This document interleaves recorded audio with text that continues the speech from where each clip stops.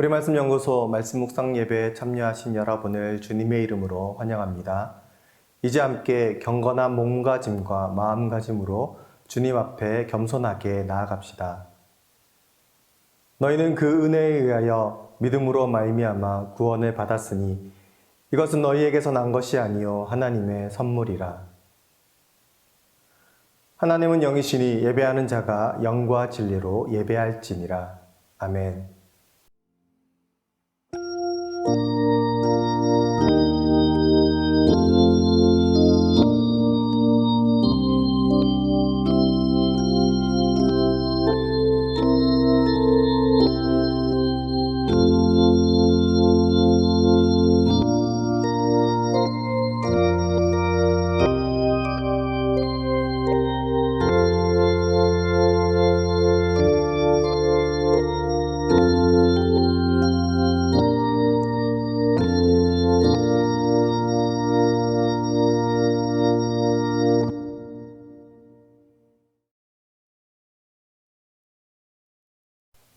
주님의 평화가 이 예배에 참여하신 여러분과 함께하길 소망합니다.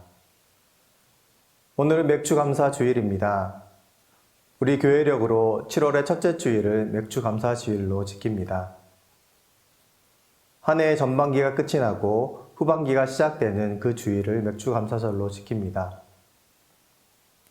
우리가 지나온 한 해를 돌아보며 하나님의 은혜에 감사하는 주일이요, 또한 남은 한 해를 보낼 때에도 하나님의 인도하심을 기대하며 믿음으로 감사를 표현하는 주일이 바로 맥주감사 주일입니다. 우리는 감사라는 말을 자주 사용합니다.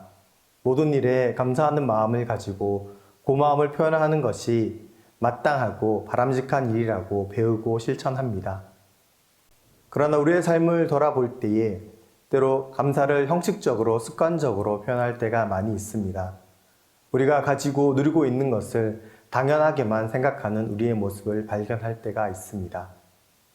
이런 순간이야말로 우리에게 있어 감사의 의미를 다시 한번 생각해 볼 기회의 순간이 될 것입니다.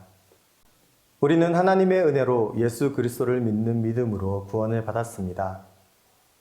오늘 평화의 말씀 에베소서 2장 8절에 이어지는 2장 9절의 말씀을 보면 우리가 구원받은 이유가 행위에서 비롯하지 않은 것은 그 누구도 자랑하지 못하게 하려 함이라고 나와 있습니다. 그렇습니다. 우리의 구원은 전적으로 하나님께 있습니다. 하나님의 사랑으로 우리를 구원하신 예수 그리스도의 은혜로 말미암아 우리는 구원을 받았습니다. 우리에게는 그 어떤 구원받을 만한 요건이나 자격이 없음을 알아야 할 것입니다. 우리가 이 사실을 잊지 않고 하루하루 살아간다면 우리를 향한 하나님의 사랑에 감격할 것입니다. 우리를 구원으로 인도하시는 예수님의 인도하심을 따라 감사함으로 살아가게 될 것입니다. 우리가 그렇게 살아갈 때에 우리의 삶은 하나님을 향한 감사로 가득 찰 것입니다. 비록 눈앞의 현실에 감사할 이유가 전혀 없다 할지라도 우리는 감사함으로 우리의 삶을 살아갈 수 있습니다. 오늘 드리는 이 예배를 통해 우리가 보이지 않는 곳에서 우리가 알지 못하는 순간에도 우리를 사랑하시고 우리를 인도하시는 하나님의 사랑과 예수님의 은혜를 경험하는 감사의 시간 되시길 기도합니다.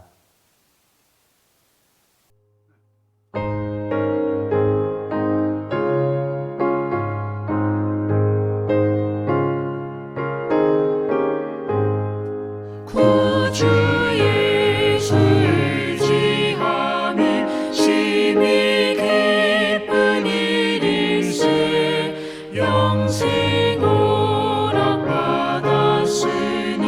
의심하주 없도다.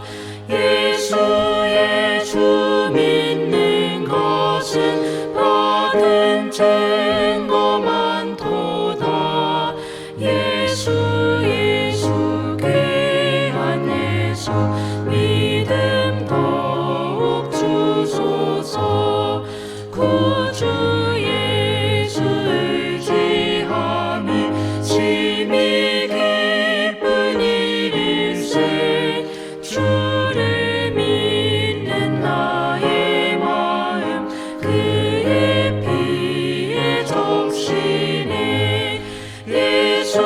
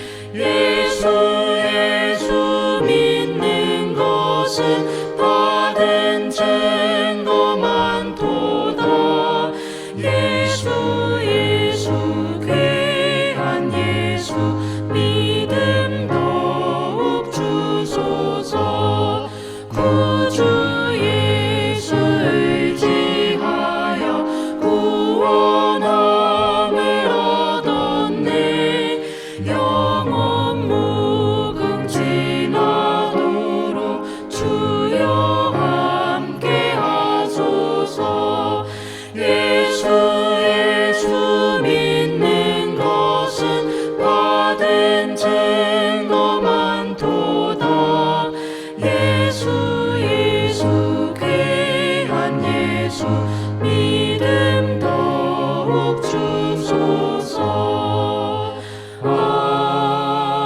아멘.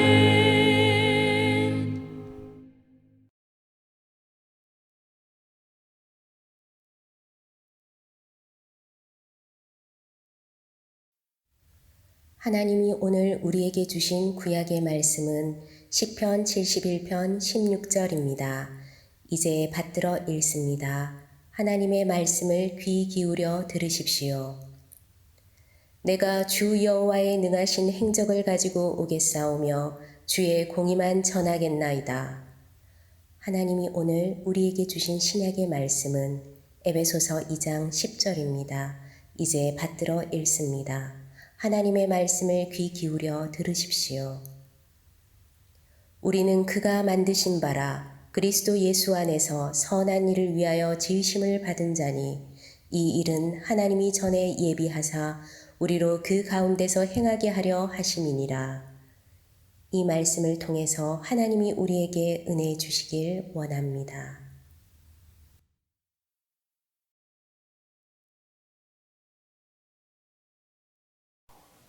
오늘 구약 성경 본문인 시편 71편은 여러모로 흥미롭습니다. 기본적으로 이 시편은 탄원 시편입니다. 그래서 첫머리에 여호와여 내가 주께 피하오니 내가 영원히 수치를 당하게 하지 마소서라며 하나님을 향해 탄원의 간구를 하는 것으로 시작합니다. 기도자에게는 아마도 생명을 위협하는 대적이 있었던 듯합니다. 그래서 4절에서는 나의 하나님이여 나를 악인의 손, 곧 불의한 자와 흉악한 자의 장중에서 피하게 하소서라고 간구합니다. 이런 상황은 시편에서 어렵지 않게 찾아볼 수 있는 부조리입니다. 그러니까 신앙을 지키려고 안간힘을 쓰는 기도자에게 대적이 끊이지 않는 현실 말이죠. 우리는 현실도 그러하지 않습니까? 이 예배를 함께 드리는 분들은 아마도 다들 하나님의 말씀을 잘 지키며 올바르게 살아가려고 애쓰실 것입니다. 그런데도 우리 삶 가운데는 뜻하지 않은 고난이 닥쳐오고 예기치 않은 재난도 들이닥치죠. 그래서 우리 삶은 종종 숨도 쉬기 어려울 정도로 힘겨워집니다. 이런 때 하나님은 어디 계십니까? 아무리 신음을 해도 아무리 소리쳐도 하나님은 내내 침묵만 하시는 듯합니다. 우리는 어떻게 해야 합니까? 오늘은 교회에서 맥주 감사절로 지내죠. 하나님 앞에 지난 시절 베풀어 주신 은총에 보리이삭을 거두는 때를 계기로 감사드립니다. 그런데 우리 삶을 자세히 들여다보면 정말 무엇을 감사해야 하는지, 감사해야 할 것은 있는지 의심이 들 정도입니다. 오늘 구약의 본문에서 기도하는 기도자도 그러한 듯합니다. 기도자는 아마도 어린 시절부터 오로지 하나님만 의지하며 살아왔던 듯합니다. 그래서 6절에서 내가 모태에서부터 주를 의지하였으며 나의 어머니의 배에서부터 주께서 나를 택하셨사오니 나는 주를 항상 찬송하리이다 라고 고백하고 17절에서 다시 한번 하나님이여 나를 어려서부터 교훈하셨으므로 내가 지금까지 주의 기이한 일들을 전하였나이다 라고 말합니다. 그리고 어쩌면 이 기도자는 지금 나이 지긋한 노인일 수 있겠다는 생각을 합니다. 왜냐하면 9절에서 늙을 때에 나를 버리지 마시며 내 힘이 쇠약할 때에 나를 떠나지 마소서라고 하고 18절에서 다시 한번 하나님이여 내가 늙어 백발이 될 때에도 나를 버리지 마시며 내가 주의 힘을 후대에 전하고 주의 능력을 장래의 모든 사람들에게 전하기까지 나를 버리지 마소서라고 기도하기 때문입니다. 어쨌거나 이 시편의 기도자는 하나님의 말씀을 지키기 위해서 무던히 애쓰는 삶을 살아왔습니다. 그런데도 그의 삶 가운데는 대적자들이 끊이지 않았고 거듭 고난을 겪었습니다. 이런 그가 오늘 본문의 말씀으로 고난 가운데서도 하나님 앞에서 서원을 합니다. 무엇이라고 하는지 다시 한번 귀 기울여 들어봅시다. 내가 주 여호와의 능하신 행적을 가지고 오겠사오며 주의 공의만 전하겠나이다.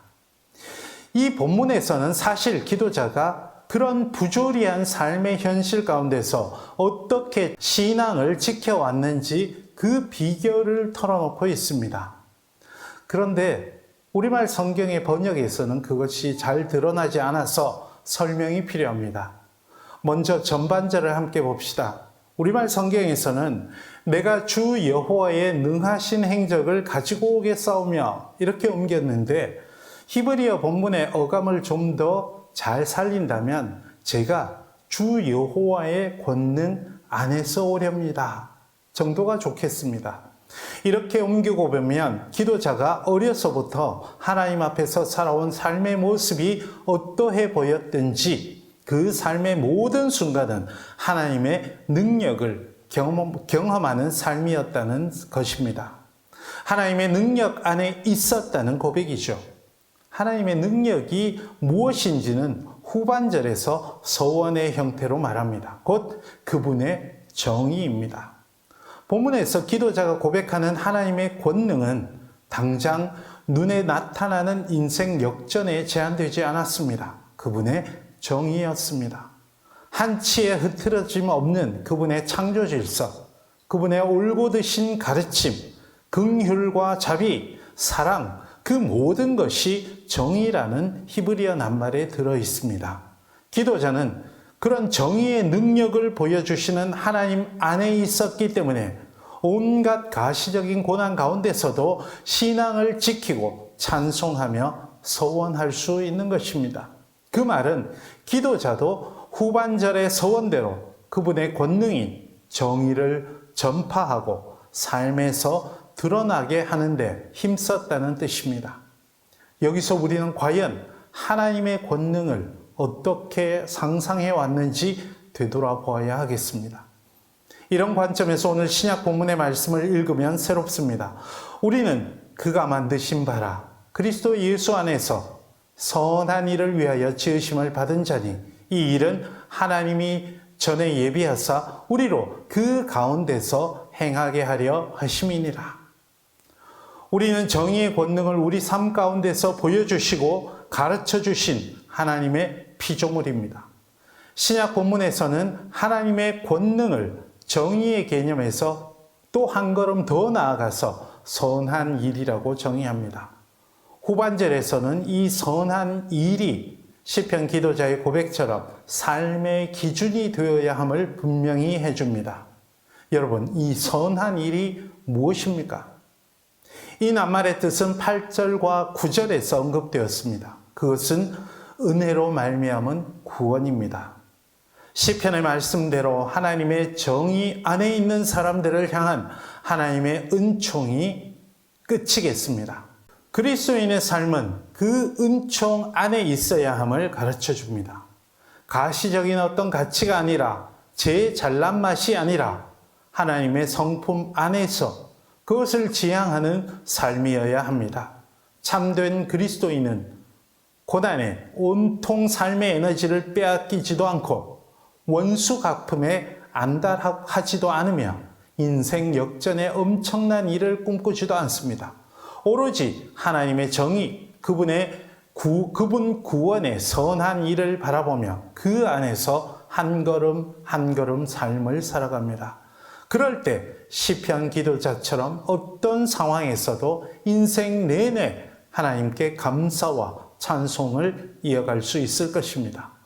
오늘 맥주 감사절을 지키며 우리가 참된 감사에 대해서 깊이 되새겨야 할 점이 바로 이것이 아닐까요? 이제 다시 말씀을 묵상하며 하나님 안에서 사는 삶의 참된 뜻, 참된 감사의 근원을 되새겨 봅시다.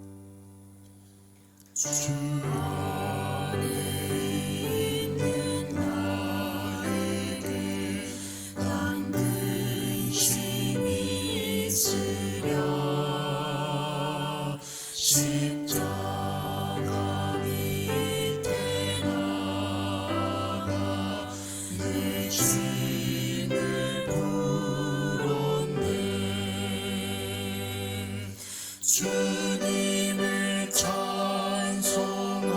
찬송하면서 할렐루야 할렐루야 내 앞길 멀고 험해도 나 주님만 따라가리 그 두려움이 변하여 내 기도 되었고 전날의 한숨 변하여 내 노래 되었네 주님을 찬송하면서 할렐루야 할렐루야 내 앞길 멀고 험해도 나 주님만 따라가리 내 주는 자비하셔서 늘 함께 계시고 내 궁핍함을 아시고 늘 채워주시네 주님을 찬송하면서 할렐루야 할렐루야 내 앞길 멀고 험해도 나 주님만 따라가리 내 주 안에 준 언약은 영불 변하시니 그 나라 가기까지는 늘 보호하시네 주님을 찬송하면서 할렐루야 할렐루야 내 앞길 멀고 험해도 나 주님만 따라가리